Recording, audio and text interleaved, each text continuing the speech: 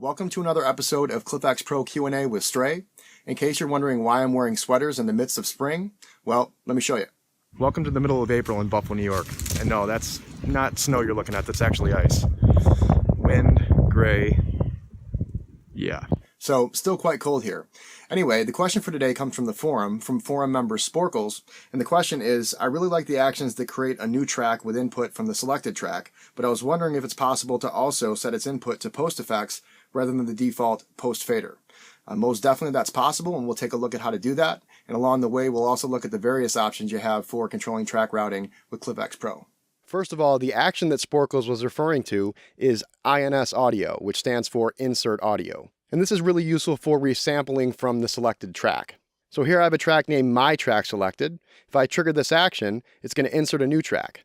That track will be named From My Track. It'll receive its input from that track, and it'll be armed.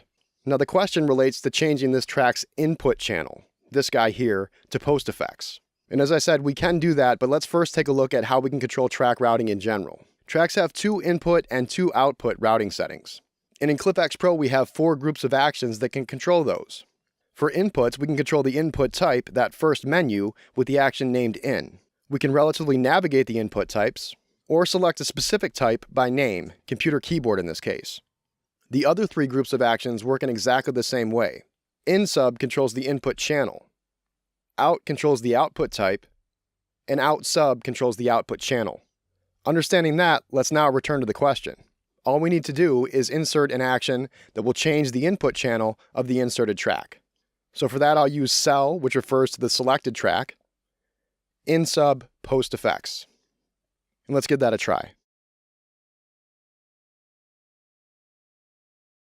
Okay, so that actually didn't work. We're still seeing post mixer here. So why is that? As we've talked about before, the actions in an action list are performed nearly simultaneously. So what's happening is we're trying to change the input routing of a track that doesn't exist yet.